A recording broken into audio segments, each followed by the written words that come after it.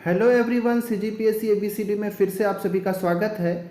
अगर आप hostel warden की तैयारी कर रहे हैं या फिर सीजीपीएससी और सीजी व्यापम द्वारा आयोजित किसी भी एग्ज़ाम की तैयारी कर रहे हो और जिसमें मैथ्स के क्वेश्चंस आप सभी से पूछे जाते हैं, तो ये वीडियो आप सभी के लिए होगा, क्योंकि इस वीडियो के अंदर मैं मोस्ट इम्पॉर्टेंट ऐसे क्वेश्चंस का प्रैक्टिस कराऊंगा जो कहीं ना कहीं एग्ज़ाम में पूछे गए हैं और भविष्य में ऐसे ही प्रश्न पूछे जाएंगे। और मैथ्स का वो टॉपिक है परसेंटेज, जिसको हम कहते हैं प्रतिशतता। ठीक है, प्रतिशतता।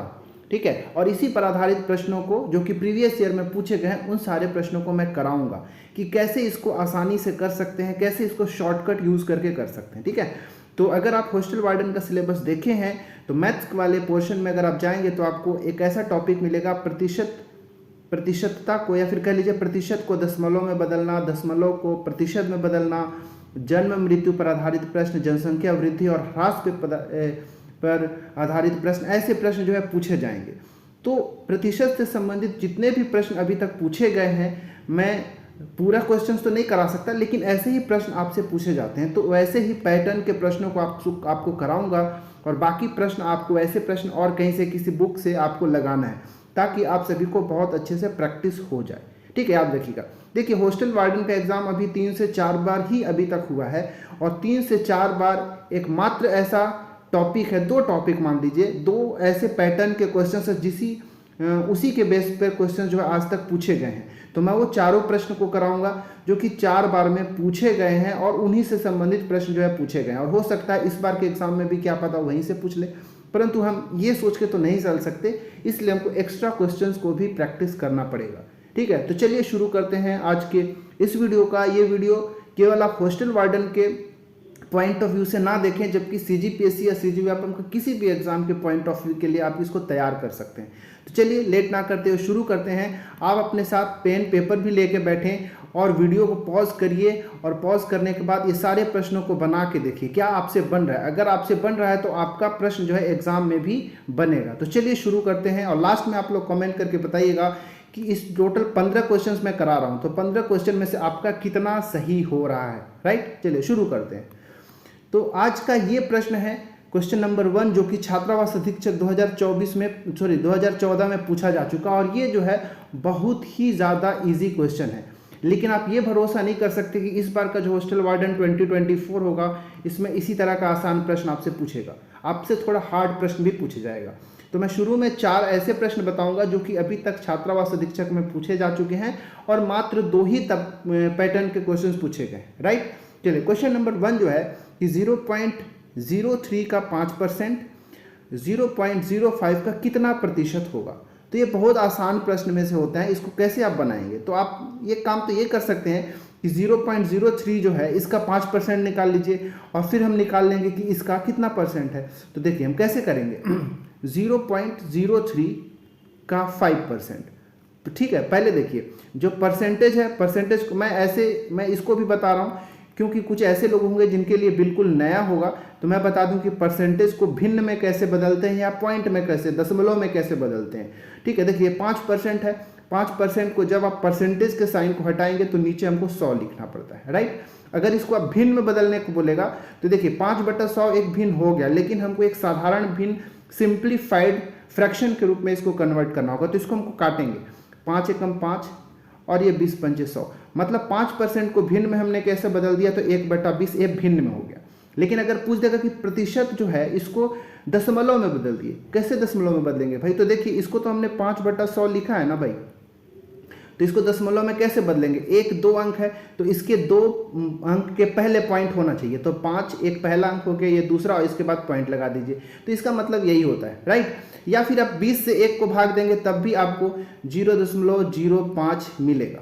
समझ में आ रहा है ना। तो ऐसे हमको बदलना होता है। अगर प्रश्न में कई बार से पूछेगा तो मैं ये एक्स्ट्रा चीज़ बता रहा हूँ कि कैसे हम परसेंटेज को दशमलव में बदल सकते हैं। अब इस प्रश्न में आते हैं, पूछा है कि 0.03 का 5%, 0.05 का कितना परसेंट होगा। ठीक है, तो देखिए 0.03 का 5% हो गया।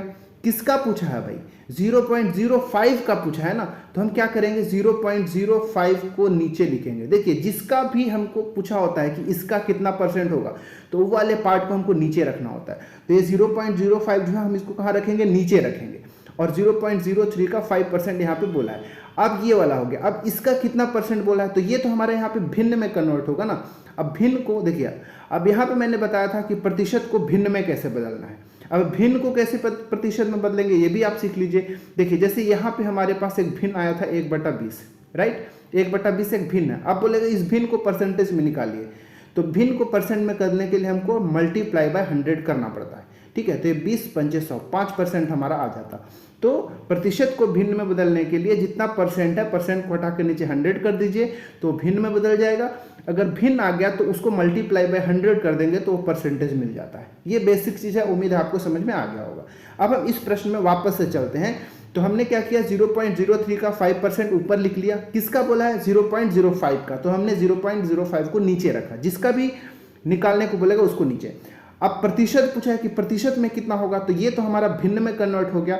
अब भिन्न को परसेंट में बदलने के लिए हमको मल्टीप्लाई बाय 100 करना है। मैं पूरा प्रोसेस को एक साथ ही कर दिया हूँ। हालांकि मैं इसको अलग अलग भी कर सकता था कि मैं पहले इसका 0.03 का 5% निकालता, इसके बाद इसको नीचे रख के मल्टीप्लाई बाय 100 करता। बट हमारे पास एग्जाम में उतना समय नहीं होगा, हमको बहुत शॉर्ट टाइम में, शॉर्ट पीरियड ऑफ टाइम में हमको कंप्लीट करना होगा, राइट। चलिए अब इसको शुरू करते हैं।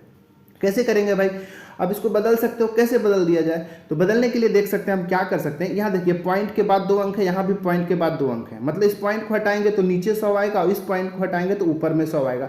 मतलब इससे पहले वाले पूरे पोर्शन को आप हटा दें, क्योंकि पॉइंट के बाद सेम नंबर ऑफ डिजिट है। अब हमारे पास 3/5 और यहाँ पे 5% बचा। इस परसेंटेज साइन को हटाएंगे तो हमारे पास नीचे एक 100 आएगा परसेंटेज के बदले में, क्योंकि मैंने बताया कि जहाँ भी परसेंटेज होता है उसको हटाते हैं तो नीचे हमारा क्या आता है, 100 आ जाता है, ठीक है ना। चलिए यहाँ पे हमको समझ में आ गया होगा ये। अब इसको कैसे निकाला जाए भाई, देखिए अब हमारे पास 0.03 है और ये 15 है, ठीक है, 3 और ये 5 है। अब क्या करना होगा इसको समझिए। अब देखिए ये 100 से 100 ये भी कट गया, ये 5 से ये 5 कट गया, बच गया क्या, मात्र 3 ही बचा। ये 3% ही हमारा राइट आंसर हो जाएगा, जो कि ऑप्शन नंबर ए हमारा बिल्कुल राइट आंसर है। उम्मीद है आपको ये समझ में आया होगा। एक ऐसे भी इसको हम कर सकते हैं, क्या कर सकते थे, दूसरा, ये पहला तरीका हो गया। दूसरा क्या कर सकते थे कि 0.03 का 5% मतलब 5/100 लिख दिए। इसका कितना परसेंट होगा, तो हम क्या करते, बराबर करते और 0.05 का x% निकाल देते, ठीक है, x% निकाल देते, तो हमारा जो यहाँ से x का वैल्यू आता वही आंसर हमको मिल जाता। या फिर परसेंटेज ही आपसे पूछा है तो आप क्या करते, इसको हम नीचे 100 करते ही नहीं, इसको हम परसेंटेज ही लिख के छोड़ देते, ठीक है। तो अब इसको हमको सॉल्व करते हैं, परसेंटेज से परसेंटेज कट जाता।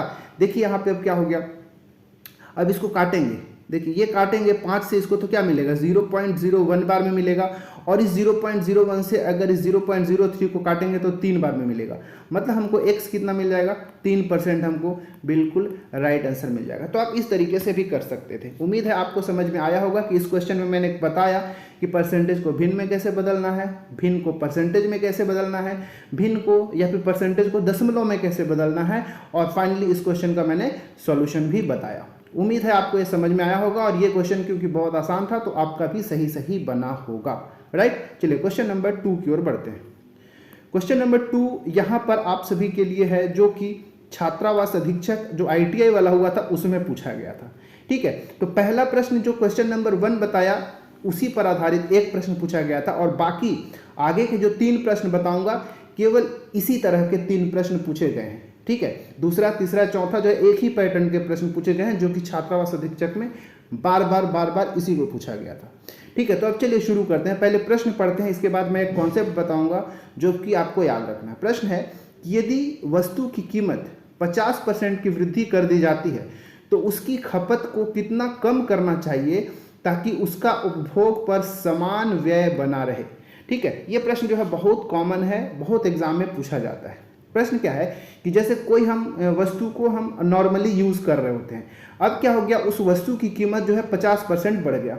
अब हमारे पास पहले जितना पैसे का हम उपभोग करते थे, पैसा हमारे पास उतना ही है, अब लेकिन कीमत बढ़ गया, तो उतने ही पैसा में हमको क्या करना है, अभी घर को चलाना है। तो हमको क्या करना पड़ेगा, जो हम खपत करते थे उस खपत में कटौती करना पड़ेगा, कम करना पड़ेगा। तो कितना कम करना पड़ेगा ताकि जितना पैसा में हम पहले करते थे उतना ही में अब काम चला ले। तो ये इस तरह का प्रश्न है। तो 2 तरह का प्रश्न पूछता है, एक यहाँ पे कीमत में वृद्धि करके पूछता है तो कितना कम करना चाहिए, एक पूछता है कि अगर ये वृद्धि जो है कमी कीमत में कमी हो गया तो अब कितना अधिक खर्च कर सकते हैं उतने पैसे में। दो तरह के प्रश्न यहाँ पे बनाए जाते हैं। तो पहले इस प्रश्न को मैं बताता हूं कि जब किसी वस्तु की कीमत में वृद्धि हो जाए तो कितना प्रतिशत की कमी करना चाहिए। तो यहाँ पे प्रश्न जो है भिन्न में पूछ दिया है, तो कोई भी बहुत बड़ा डील नहीं है, इसको हम आसानी से कर सकते हैं। देखिए अब खपत में यहाँ पे बोला है कि खपत में कितनी की कमी करना चाहिए। ठीक है, देखिए जब हमेशा याद रखिएगा जब कीमत में वृद्धि होगा तब आपको खपत में कमी पूछेगा। ठीक है, खपत कितना कम करना चाहिए, तो एक प्रतिशत का यहाँ पे फॉर्मूला याद कर सकते हैं। खपत में कमी, खपत में कमी का प्रतिशत कैसे लगाएंगे, तो ऊपर में आपको क्या करना है, कीमत में वृद्धि को लिख देना है। कीमत में जितने प्रतिशत की वृद्धि लिखेगा रहेगा उसको आपको ऊपर लिख देना है, राइट। फिर क्या करना है, 100 में यही जो प्रतिशत वृद्धि जो कीमत का है उसको यहाँ पे जोड़ देना है। इसको ऐसा समझ लीजिए कि कीमत में प्रतिशत जो वृद्धि है इसको मैं x मान लेता हूँ। ठीक है, कीमत में प्रतिशत वृद्धि को मैं x मान लिया, तो नीचे भी क्या होगा, x को हमको जोड़ना पड़ेगा और लास्ट में यहाँ पे मल्टीप्लाई बाय 100 करना है। अब इस प्रश्न को कैसे करते, तो कितना प्रतिशत की कमी करते भाई, तो प्रतिशत वृद्धि कितना हुआ 50% का, तो आप 50 ऊपर लिख दीजिए, राइट। और नीचे में क्या करना है 100 प्लस 50, इसी 50 को करना है और इंटू 100 कर दीजिए।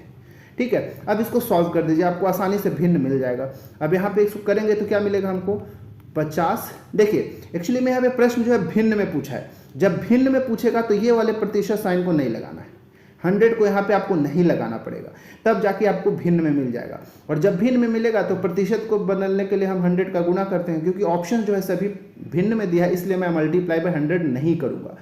प्रतिशत में पूछा जाता है कि कितना प्रतिशत की कमी करना चाहिए, तब यहाँ पे हम 100 का मल्टीप्लाई करेंगे, जो कि मैं आगे के प्रश्नों में कराऊंगा। ठीक है, तो 50 बटा ये 150 हो गया, इसको काटिए, 50 से कम 50, 50 दिया 150, मतलब 1/3 की कमी करना चाहिए। आप देख सकते हैं ऑप्शन नंबर ए हमारा राइट आंसर हो जाएगा। लेकिन अगर आपसे पूछता कि कितना प्रतिशत की वृद्धि होता, तब हम उसी प्रश्न को कैसे करते, कितने प्रतिशत की वृद्धि हुआ तो 50, फिर 100 प्लस 50 और इंटू 100 करते, तब हमारे पास क्या हो जाता भाई 50 बटा 150 इंटू 100। इस तरह से प्रश्न बन जाता है। इसको काटते तो हमको मिलता 1/3 और इंटू 100। इसको अब सॉर्ट आउट करेंगे, अगर सॉल्व करेंगे तो 33 या 99, मतलब 33 सही 1/3% हमारा बनता, ये प्रतिशत के फॉर्म में।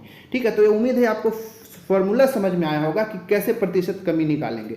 अच्छा हाँ, अब इसी में अगर पूछ लेगा कि अगर ये प्रतिशत में कमी हो जाता तो अब खपत में कितना वृद्धि हो जाता, तो खपत में वृद्धि के लिए क्या करते, मैं यहाँ पे लिख देता हूँ, आगे मैं प्रश्न कराऊंगा इसका। खपत में वृद्धि का प्रतिशत कैसे निकालते, तो यहाँ पे वृद्धि की जगह प्रतिशत कमी दिया होता। ठीक है, मैं यहाँ पे लिखता हूँ कीमत में प्रतिशत कमी जो होता उसको इसको मैं मान लेता हूँ, यहाँ पे x मान लेता हूँ, और नीचे हम क्या करते, इस बार 100 माइनस ये जो कीमत में प्रतिशत कमी है उसको यहाँ पे घटाते, राइट, और देन यहाँ पे हम मल्टीप्लाई करते ऊपर में 100 का। तो इसको आप लिख के रखिएगा, बहुत आसान प्रश्न है, कई बार एग्जाम में पूछे जाते हैं, राइट। तो ये हमको इस तरीके से हमको इस प्रश्न को बनाना है। तो दोनों तरह के प्रश्न को आपको याद रखना है। चलिए क्वेश्चन नंबर 3 देखते हैं। देखिए ये रहा हमारा क्वेश्चन नंबर 3, जो कि बिल्कुल सिमिलर ही तरह का प्रश्न है जो कि मैंने क्वेश्चन नंबर 2 कराया। देखिए प्रश्न पढ़ते हैं कि यदि कॉफ़ी के दाम में 10% का इजाफा हो गया, मतलब वृद्धि हो गया, तो किसी गृहिणी को कितने प्रतिशत अपना खर्च कम करना होगा जिससे कि उसको कोई अतिरिक्त खर्च ना उठाना पड़े। बिल्कुल ही सेम ही तरह का प्रश्न है, तो आपको आसानी से निकाल सकते हैं कि कितना प्रतिशत की खपत कमी करना पड़ेगा। ठीक है, खपत में कमी का प्रतिशत कैसे निकालेंगे, तो भाई कीमत में वृद्धि कितना हुआ, दाम में कितना वृद्धि हुआ 10%, तो 10 लिख दीजिए। क्योंकि वृद्धि हो रहा है तो नीचे में क्या करेंगे, 10 में ऊपर वाले जितना भी कीमत में वृद्धि है उसको जोड़ दिए, 100 प्लस 10 110 हो जाएगा, और मल्टीप्लाई बाय 100। यहाँ से ये कट गया, क्या बचा भाई, ऊपर में चला गया 100, नीचे आ गया 11, तो 11 9 99, 1/11, 9 1/11% का यहाँ पे हमको जो गृहिणी है उसको खर्च में कमी करना होगा। तो ऑप्शन नंबर ए जो है ये बिल्कुल राइट आंसर हो जाएगा। ठीक है, उम्मीद है आपको ये समझ में आ गया होगा कि कैसे करना है। तो खपत में कमी करेगा तो ऐसे ही। इसी प्रश्न को अगर मैं खपत में वृद्धि कैसे करेंगे, अब प्रश्न आपसे यही वाला अगर ऐसे पूछ लेता कि कीमत जो है 10% क्या हो गया, कमी हो गया, कीमत में 10% की कमी हो गया, तो अब किसी गृहिणी को अपना खर्च में कितना वृद्धि करना पड़ेगा, खपत में कितना वृद्धि करना पड़ेगा कि उसको अतिरिक्त खर्च उठाना भी ना पड़े और ज़्यादा भी कर सके।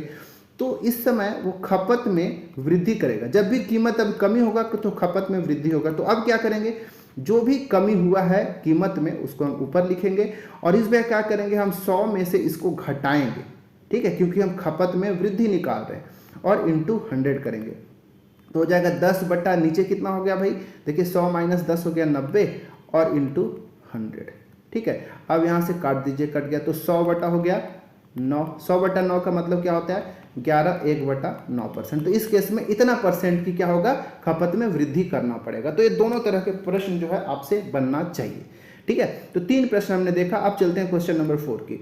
देखिए ये अब क्वेश्चन नंबर 4 है। क्वेश्चन नंबर 4 भी सिमिलर ही तरह का है, जो कि छात्रावास अधीक्षक 2014 में पूछा जा चुका है और आई 2016 में भी पूछा जा चुका है और बिल्कुल सेम भी प्रश्न है। तो आप ये सोच सकते हैं कि छात्रावास अधीक्षक में ऐसे ही प्रश्न पूछा गया है पहले, इस बार का हम नहीं कर सकते। मतलब इस तरह के प्रश्नों को एटलीस्ट तैयार करके रखना है कि अगर पूछ दे तो हमसे छूटे नहीं। प्रश्न है कि पेट्रोल की कीमत में 25% की वृद्धि हो जाती है, तो उपभोग में कितने प्रतिशत की कमी लाई जाए कि उसका व्यय पहले जैसा होगा। तो मैं उतना ज़्यादा इसको नहीं बताने वाला, फटाफट इसको कर देंगे। अब कमी ही पूछा गया है तो कमी के लिए क्या करेंगे, कितना वृद्धि हुआ है 25 का वृद्धि हुआ, तो और कमी पूछ दिया यहाँ पे, तो 25 100 में 25 जोड़ेंगे तो 125 नीचे और मल्टीप्लाई बाय 100, काम खत्म। 25 पंचे 125 और 20 पंचे 100, 20% की कमी करना पड़ेगा। ऑप्शन नंबर ए बिल्कुल राइट आंसर हो जाएगा। तो ये 4 तरह के प्रश्न हैं जो कि बार बार हॉस्टल वार्डन में पूछे जा चुके हैं, ठीक है। चलिए अब हम बढ़ते हैं आगे, नए तरह के प्रश्नों को अब देखेंगे। Question number 5। अभी तक हमने देखा कि किस तरह के 4 प्रश्नों को अभी तक छात्रावास अधीक्षक में पूछे जा चुके हैं। ये हमारा प्रश्न क्रमांक 5 है, जो कि अब थोड़ा अलग है, जो कि फूड इंस्पेक्टर 2013 में पूछा जा चुका है। अब हमको अलग ही तरह के प्रश्नों को भी प्रैक्टिस कर लेना चाहिए, जो कि सीजी व्यापम में पूछे जाते हैं। प्रश्न है कि एक विद्यार्थी अपने 3 प्रश्न पत्रों में 90%, 60% और 54% अंक प्राप्त करता है।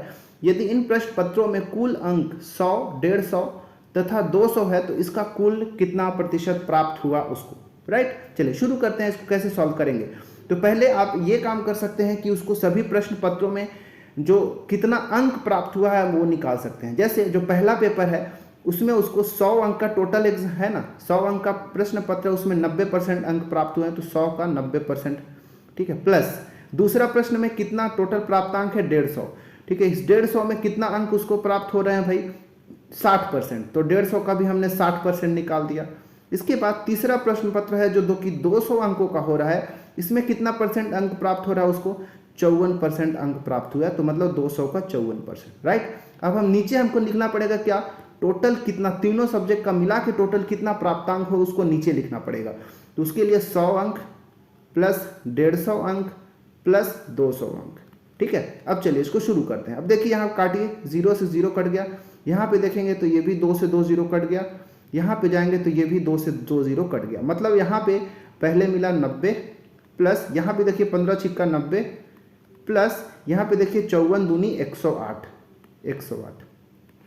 नीचे देखिए तो क्या मिला भाई 200, 300 और 4, 450, 450 अंक टोटल है तीनों सब्जेक्ट का। क्योंकि जब भी हम परसेंटेज निकालते हैं तो हम कैसे निकालते हैं, जब कभी भी आप एग्जाम में कोई भी आप मार्क्स पाए होंगे तो उसका परसेंटेज कैसे निकालते हैं कि टोटल कितने नंबर का एग्जाम था उसको नीचे लिखते हैं और इस टोटल में से आपको कितना मिला है उसको ऊपर लिखते हैं और इनटू मल्टीप्लाई बाय 100 करना पड़ता है ऊपर में। याद रखिएगा ये मल्टीप्लाई बाय 100 कहाँ ऊपर में हो रहा है, मतलब ये मल्टीप्लाई बाय 100 जब मैं यहाँ पे लिख रहा हूँ तो ये ऊपर में हो रहा है, राइट।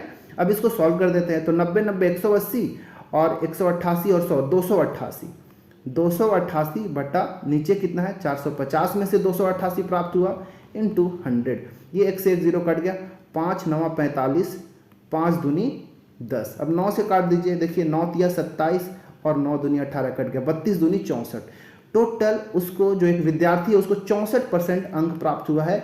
ऑप्शन नंबर ए बिल्कुल राइट आंसर है। तो ये बहुत आसान प्रश्न है, हम बचपन से परसेंटेज निकालते आए हैं तो इसको ऐसे निकाला जाता है, राइट। चलिए क्वेश्चन नंबर 6वां, 6 नंबर का प्रश्न जो है आप सभी के लिए स्क्रीन के ऊपर ये रहा। प्रश्न है कि एक शहर की वर्तमान जनसंख्या 2,50,000 है, मृत्यु दर 7% है। यदि अगले वर्ष की जनसंख्या में शुद्ध कमी 5,000 की हुई तो जन्म दर क्या है, ठीक है। देखिए बहुत आसान प्रश्न है कि उस जो शहर है उसकी जनसंख्या कितनी है भाई 2,50,000 है, ये अभी उसकी वर्तमान जनसंख्या हुआ है। नेक्स्ट और ये भी है कि हर साल 7% की कमी हो जाती है जनसंख्या में। लेकिन अगले साल क्या हुआ कि केवल 5,000 लोग ही मरे। तो बताइए कि जन्म दर क्या था, ठीक है, जो जिस वर्ष 5,000 लोग मरे उस वर्ष जन्म दर क्या था, हमको ये बताना है। तो देखिए पहली बात तो ये जो शुद्ध कमी हुआ, ठीक है, तो जनसंख्या में कमी कितना हुआ, पहले हम इस चीज को निकाल सकते हैं। जनसंख्या में कितना कमी हुआ, कितना प्रतिशत की कमी हुआ, जनसंख्या में कमी का प्रतिशत निकाल सकते हैं। तो कुल जनसंख्या कितना कम हुआ भाई, 5,000, ठीक है, 5,000 कितने में से भाई, टोटल में 2,50,000 थे ना, तो 2,50,000 में 5,000 लोग मर गए, ठीक है, इतने लोग मर गए। तो अब यहाँ से हमारा भिन्न मिल गया। अब इसको प्रतिशत निकालेंगे तो 100 का गुणा करना पड़ेगा। उम्मीद है आपको समझ में आ रहा होगा कि जनसंख्या में कितना कमी हुआ अगले वर्ष। तो 5,000 लोग मरे कितने में से, 2,50,000 में से, और इंटू 100। इसको सॉल्व करिए, देखिए 2 से 2 जीरो खत्म, यहाँ से 1 से 1 जीरो खत्म, ये 250 दूनी 500 होता है। मतलब कहने का कि अगले वर्ष केवल 2% ही मरे, मतलब 2% की जनसंख्या में कमी हुई। लेकिन प्रति वर्ष, हर वर्ष होता कितना था भाई, यहाँ तो क्वेश्चन में ही बोला है कि प्रति वर्ष मृत्यु दर कितना है, 7%। हमेशा 7% की कमी होती थी। लेकिन इस बार कितने की कमी हुई भाई, मात्र 2% की कमी हुई। मतलब जनसंख्या कितना बढ़ गया होंगे। तो पहले 7% कमी होती थी, अब 2% की इस बार कम हुआ, तो मतलब 5% की जनसंख्या में वृद्धि हुआ, ठीक है। तो याद रखिएगा कि जन्म दर कितना हुआ, 5% हुआ। तो हम ऐसे निकाल सकते थे, ऑप्शन नंबर बी बिल्कुल राइट आंसर हो जाएगा। ये था हमारा क्वेश्चन नंबर 6।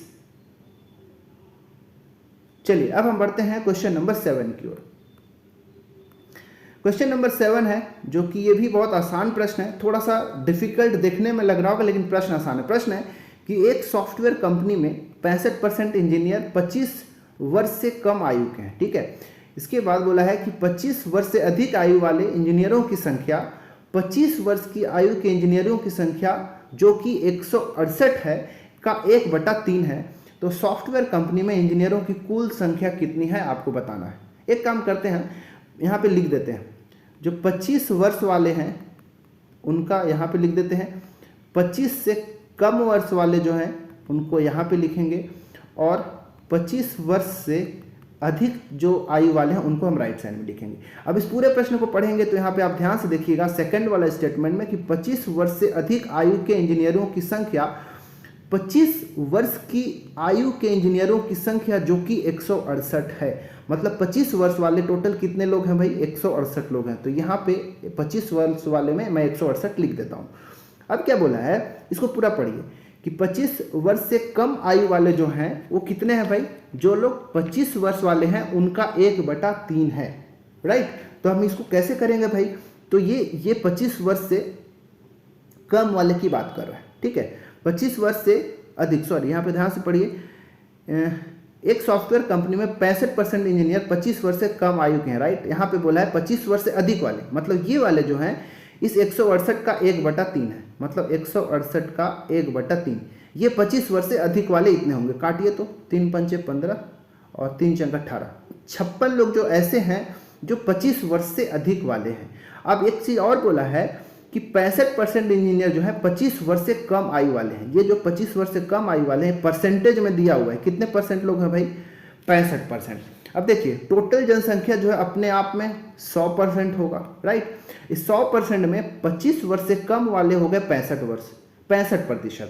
तो ये दोनों जो टोटल हैं मिला के कितने होंगे भाई, तो 100% में से 65% तो 25 वर्ष से कम आयु वाले हैं, तो बच गए 35%।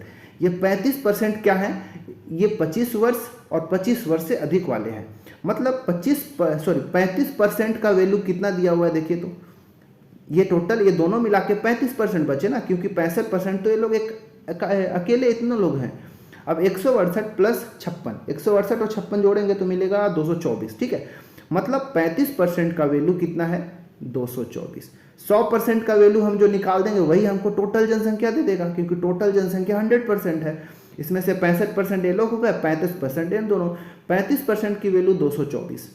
तो 1% की वैल्यू कितनी होगी भाई, 1% की वैल्यू हो जाएगा 224/35। अगर 1% का वैल्यू 224/35 तो 100% के वैल्यू क्या होगा, तो 100 का गुना करना पड़ेगा।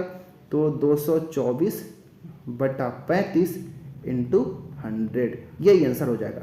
तो 5 7 35, 5 ये 20 पंचे 100, 7 से काटिए, 7 तिया 21 और 7 दूनी 24, सॉरी 7 दूनी 14, ठीक है, 32 दूनी 64, 640, ठीक है, 640 टोटल जनसंख्या है वहाँ पे, टोटल इंजीनियरों की संख्या। ऑप्शन नंबर डी बिल्कुल राइट आंसर होगा। उम्मीद है आपको समझ में आया होगा कि मैंने कैसे इसको बनाया, आप इस बार रिवर्स करके देखिएगा।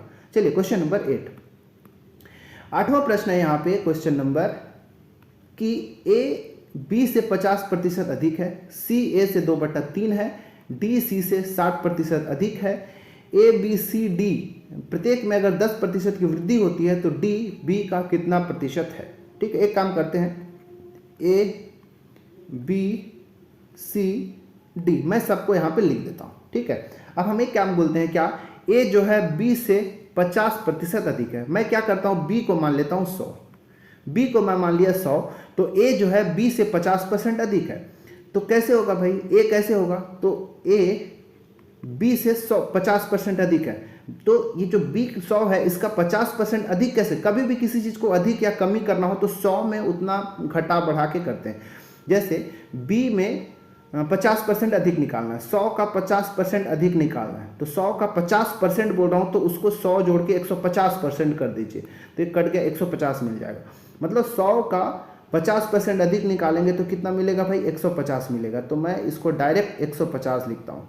देखिए 100 से 50% वृद्धि हो गया, ए में हो गया। ठीक है, अब आगे बोला सी जो है ए का 2/3 है, ये सी जो है ए का 2/3, ए कितना है 150 है, तो इस 150 का 2/3 निकाल देंगे तो हमको सी मिल जाएगा। ठीक है, देखिए 3 ये 50 बार में कट गया और 50 दूनी 100, सी कितना मिला, सी मिल गया हमको 100, बी मिल गया 100, ए मिल गया 150। अब डी की बारी आती है, डी में कैसे करते हैं भाई, डी बोला है, डी कुछ मिला है क्या, आगे देखते हैं, आगे पढ़ते हैं। अतः ए बी सी डी, अच्छा डी सी से 60% अधिक है, सी कितना है, सी हमारा 100 है, तो डी कैसे निकालेंगे भाई, तो फिर से वही करेंगे ना, 60% बोला है तो सी 100 था, इसका 60% अधिक मतलब 160% निकाल देंगे तो डी मिलेगा, तो सी कट गया, 100 डी कितना मिल गया 160। तो ए बी सी डी सबका वैल्यू हमने यहाँ पे निकाल लिया। ए बी सी डी सबका वैल्यू निकालने के बाद अब क्या बोला है, क्वेश्चन को पढ़िएगा कि ए बी सी डी में प्रत्येक में 10% की वृद्धि कर देते हैं, तो डी बी का कितना प्रतिशत बचेगा। हम सभी में नहीं करेंगे, डी और बी में बस 10% वृद्धि करेंगे क्योंकि इसमें ही पूछा है।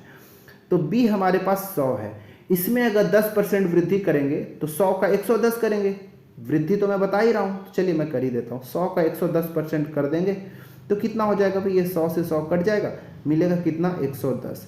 बी का वैल्यू क्या मिला 110 मिल गया। इसी तरह डी भी 10% बढ़ा दीजिए, तो 160 का 10% बढ़ाना है मतलब 110% कर दीजिए। तो देखिए 2 से 2 जीरो कट गया, 16 और 11 का गुना कितना हो गया 176। ठीक है, तो हमने बी और डी निकाल दिया। अब आपसे पूछा है कि डी बी का कितना परसेंट है, डी किसका, बी का कितना परसेंट है, तो डी कितना है, देखिए तो डी दिया हमको 176, डी कितना है 176, बी कितना है 110 इंटू 100, काम खत्म, क्योंकि डी बी का पूछा है। अब देखिए 1 से 1 जीरो कट गया, काट दीजिए, 11 1 कम 11, 11 छंग 66, 16 दाम में 160, मतलब डी जो है बी का 160% है। ऑप्शन नंबर बी बिल्कुल राइट आंसर हो जाएगा। तो ये था हमारा 8वां प्रश्न का सॉल्यूशन। उम्मीद है आपको समझ में आया होगा और ये एओ 2015 में पूछा जा चुका है। क्वेश्चन नंबर 9, 9वां प्रश्न है, क्वेश्चन नंबर 9 है कि किसी शहर में पुरुषों एवं महिलाओं की जनसंख्या में अनुपात 12:13 हो तो जनसंख्या में महिलाओं का कितना प्रतिशत है। ये इजी प्रश्न है, ठीक है, लेकिन कई लोगों से ये प्रश्न भी नहीं बनेगा।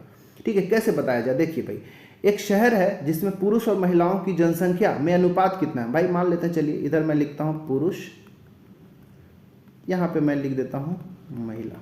ठीक है, पुरुष और महिलाओं का जनसंख्या के अनुपात कितना है 12:13, मतलब पुरुष कितने हैं 12 है, महिला कितने हो गए 13 हो गया।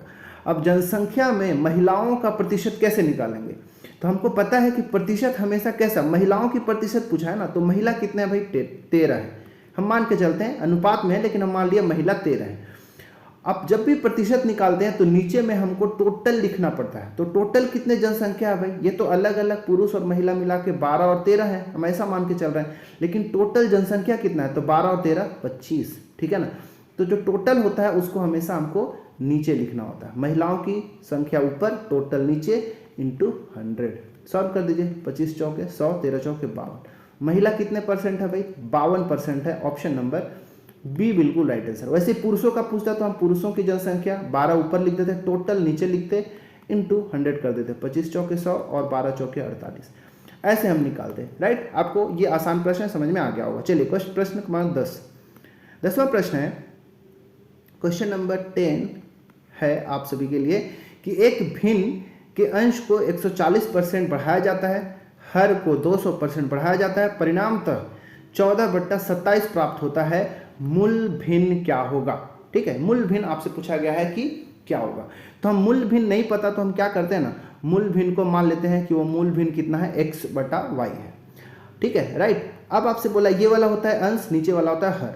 जो ऊपर वाला जो अंश है उसमें 140% बढ़ाया। देखिए जब भी बढ़ाने को बोलेगा 140% बढ़ा दिया, मतलब 100 में 140 और जोड़ दीजिए। 100 में 140 और जोड़ेंगे तो कितना? 240%। x का 240% हो गया, क्योंकि x अपने आप में 100 था, 100% था। अब उसमें 140% और बढ़ा दिए, मतलब वो 240% हो गया। इसी तरह y में गए, y अपने आप में 100% है, हर में कितना बढ़ाया है? 200% बढ़ाया। तो 100 तो पहले से परसेंट है, 200% और, मतलब y का 300%। ठीक है, अब जब इतना बढ़ा दिए तो ये किसके बराबर हो गया भाई? 14/27 के बराबर हो गया। तो मैं यहाँ पे लिखता हूँ x का 240% बटा y का 300%। जब हम किए तो ये कितना हो गया? 14/27 हो गया। इसको सॉल्व कर दीजिए, परसेंटेज से परसेंटेज काट दीजिए। यहाँ 1 से 1 0 ये काट दिए, 6 चौके 24 ये कट गया, 6 पंचे 30 ये कट गया, और काट दीजिए। देखिए ये 2 दूनी 4, 2 सत्ते 14। अब कुछ नहीं कटेगा, लेफ्ट में बचेगा x/y। जब इनको हम क्रॉस मल्टीप्लाई करेंगे, 5 का मल्टीप्लाई 7 से होगा तो 5 सत्ते 35, और 2 का मल्टीप्लाई 27 के साथ करेंगे तो 27 दूनी 54। यही हमारा राइट आंसर होगा। ठीक है, ये सहायक समपरीक्षक एसएससी 2021 में पूछा जा चुका है, जो कि आसान प्रश्न है और पूछा जाता है। तब बोलेंगे सर ये ऑप्शन में क्यों नहीं मिला? ऑप्शन में इसलिए नहीं मिला क्योंकि इस प्रश्न को एलिमिनेट किया गया था, विलोपित कर दिया गया था। ठीक है, क्योंकि इसका आंसर क्या होगा? 35/54। ठीक है, ये हमारा प्रश्न क्रमांक 10 था। चलिए प्रश्न क्रमांक 11वां देखते हैं। 11 नंबर का प्रश्न जो कि CSPHCL 2019 में पूछा जा चुका है, और ऐसे प्रश्न पूछे जाते हैं। प्रश्न क्या है कि एक कंपनी में, ठीक है, ये है हमारा प्रश्न क्रमांक 11वां। ठीक है, क्वेश्चन नंबर 11। प्रश्न है कि एक कंपनी के लाभ में प्रत्येक वर्ष 15% की वृद्धि होती है। ठीक है भाई, यदि वर्तमान लाभ 36,400 रुपये है तो अगले वर्ष का लाभ क्या होगा? ठीक है, देखिए प्रति वर्ष 15% की वृद्धि हो रही है।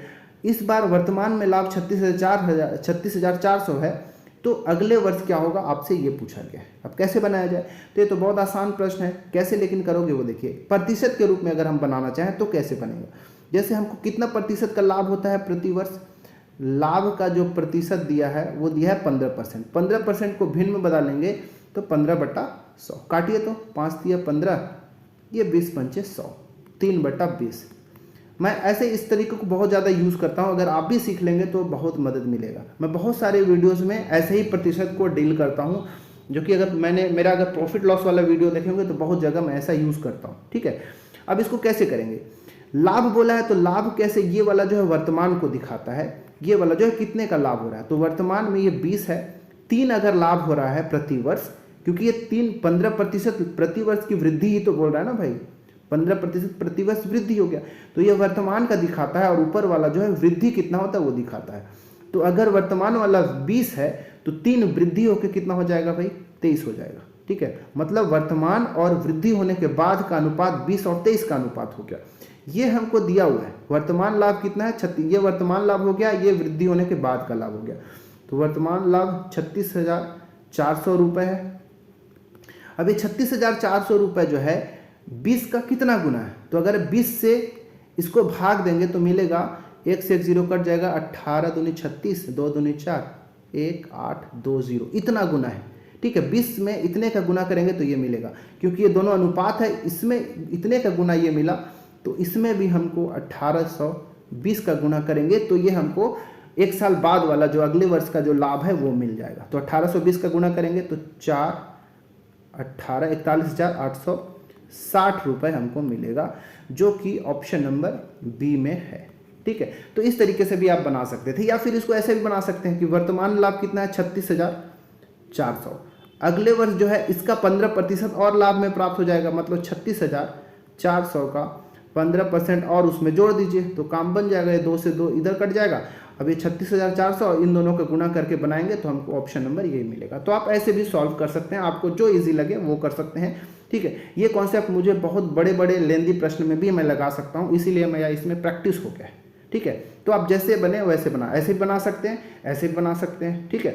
तो चलिए, या फिर ऐसे भी एक काम और कर सकते हैं ना, मैंने बताया कि 15% की वृद्धि हो जाती है, मतलब वर्तमान में 36,400 है तो 15% की वृद्धि प्रति वर्ष हो रही है ना, तो 15% का वृद्धि मतलब 115%। आप इसको निकाल दीजिए तब भी आपको यही चीज मिलेगा, राइट। चलिए क्वेश्चन नंबर 12 नंबर का प्रश्न है कि वर्ष 2017 में जनसंख्या 1,25,000 है, 2018 में 1,87,000 है, जनसंख्या में हुई प्रतिशत वृद्धि कितना होगा। तो मतलब प्रश्न जो है बहुत आसान अभी तक व्यापम में पूछे गए, ये CSPHCL 2019 में पूछा जा चुका है, आसान प्रश्न पूछे जाते हैं, ठीक है। तो कम से कम इन तरह के प्रश्न जो है बनना ही चाहिए। और कुछ प्रश्न बहुत ज़्यादा हार्ड होते हैं, वो सबके लिए हार्ड हो जाते हैं, जिनका प्रैक्टिस अच्छा होता है वो बन जाता है, लेकिन ये सब प्रश्न जो है बनना चाहिए सबसे, ठीक है। 2017 में इतना जनसंख्या था, 18 में इतना हो गया, तो वृद्धि कितना हुआ भाई, देखिए ना, बताइए। 1,87,500 ये 2018 में हो गया, ठीक है, 2018 में इतना हो गया। 2017 में कितना था, तो 1,25,000, 1,25,000 था। कितने का वृद्धि हुआ भाई, देखिए 0,05, 7 में से 2 घटाए, 7 में से 5 घटाए तो 2, और ये बच गया 8, 8 में से 6 घटाए तो 2 घटाए तो 6, मतलब 62,500, ये इतने की वृद्धि हुई। प्रतिशत निकालना है तो 62,500, सॉरी थोड़ा साफ लिख देते हैं, 62,500 की वृद्धि हुआ। शुरुआत में कितना था, तो 1,25,000 था 17 में, ये वाला गलती से मत लिख देना, क्योंकि वृद्धि प्रीवियस ईयर वाला लेंगे आधार में, तो 1,25,000 नीचे आधार के रूप में हम लेंगे 1,25,000, ठीक है। इतने का वृद्धि हुआ, इतना शुरुआत में था, इंटू 100, ये प्रतिशत वृद्धि मिल गया। ये 2 से 2 जीरो काट दीजिए, यहाँ पे ये 1 से 1 जीरो और कट गया, 125 पंचे 625 होता है, तो 50 और 10 का गुना कितना, 50%, मतलब जनसंख्या में कितने प्रतिशत की वृद्धि हुई, 50% की। ऑप्शन नंबर सी बिल्कुल राइट आंसर हो जाएगा। ये था प्रश्न क्रमांक 12। चलिए प्रश्न क्रमांक 13।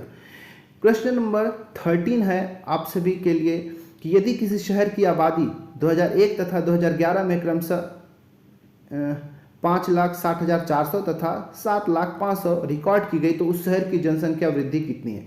ये भी बहुत आसान प्रश्न है और इम्पोर्टेंट प्रश्न है, ऐसे पूछे जाते हैं। तो ये क्वेश्चन जो है आपके लिए मैं होमवर्क छोड़ता हूँ, सॉल्व करके कमेंट करिए कि इसका आंसर कितना होगा। देखते हैं कितने लोग का सही आंसर होता है, ठीक है। 2001 में इतना जनसंख्या था, 2011 में इतना हो गया, तो 10 वर्ष में जनसंख्या कितने प्रतिशत बढ़ गया, कमेंट करके बताइएगा कि 13वां प्रश्न का आंसर क्या होगा, ठीक है। चलिए क्वेश्चन नंबर 14। क्वेश्चन नंबर 14 है, क्या है 14 नंबर का प्रश्न कि एक विद्यालय में लड़कों और लड़कियों की संख्या का अनुपात 3:2 है, राइट। यदि 20% लड़के और 40% लड़कियां छात्रवृत्ति प्राप्त करते हैं तो छात्रवृत्ति न प्राप्त करने वाले विद्यार्थियों की प्रतिशत कितनी है। बहुत आसान प्रश्न, ठीक है। देखिए पहले तो बॉय और गर्ल्स, ठीक है, बॉय और गर्ल्स लड़के और लड़कियों का अनुपात कितना दिया है, 3:2 का, ठीक है। लड़के लड़कियों का अनुपात कितना, 3:2 का है। टोटल कितनी संख्या हो जाएगी, टोटल स्टूडेंट कितने हो जाएंगे, रेशियो के फॉर्म में अगर देखा जाए तो 3 और 2 5, ये 5 हो जाएंगे। इस तरह समझिएगा, बॉय और गर्ल्स का रेशियो 3:5, टोटल स्टूडेंट्स कितने हो जाएंगे तो 3 और 2 5। ये सब यूनिट के फॉर्म में, इकाई के फॉर्म में, एग्जैक्ट संख्या नहीं है, ठीक है। तो एक काम आप ये कर सकते हैं कि आप मान लीजिए कि टोटल संख्या, टोटल स्टूडेंट कितने हैं 100, परसेंटेज के फॉर्म में ही पूछा है तो हम मान लेते हैं कि टोटल स्टूडेंट कितने हैं भाई 100 है, ठीक है। मतलब ये 5 जो है किसके बराबर हो गया, 100 के बराबर होता, मतलब 20 गुना है ना, 20 पंचे 100 होता है ना। अब ये सब भी 20 में कर दीजिए, इस सब में भी 20 का गुना करेंगे तो 20 दूनी 40, 40 लड़कियां हैं, ठीक है। इसमें भी 20 का गुना करिए तो 30 दूनी 60, 60 लड़के हो गए, 40 लड़कियां हो गई, और टोटल जनसंख्या, टोटल स्टूडेंट, टोटल विद्यार्थी कितने हो गए 100 है। तो हमने 100 को इस फॉर्म में हमने बांट दिया। अब क्या बोला है 20% लड़के और 40% लड़कियों को छात्रवृत्ति प्राप्त होता है। तो जो बॉय हैं, कितने ऐसे बॉय हैं जिनको छात्रवृत्ति मिलता है? ठीक है, बॉय कितने हैं जिनको छात्रवृत्ति मिलता है? तो टोटल बॉय है 60। ठीक है, टोटल लड़के कितने? 60। इस 60 में से 20% लड़कों को मिलता है छात्रवृत्ति, तो 60 का 20% निकाल दीजिए भाई। तो ये 2 से 2 जीरो मर जाएगा, तो 6 दूनी मिल गया 12। 12 लड़के को छात्रवृत्ति मिलती है। गर्ल्स में चले जाते हैं जिनको छात्रवृत्ति मिलती है, तो गर्ल्स टोटल कितनी है? 40, और 40 का 40% ऐसी लड़कियां हैं जिनको छात्रवृत्ति प्राप्ति होती है। तो 40 का 40%, 2 से 2 जीरो ये भी मर जाएगा, तो 4 चौके 16।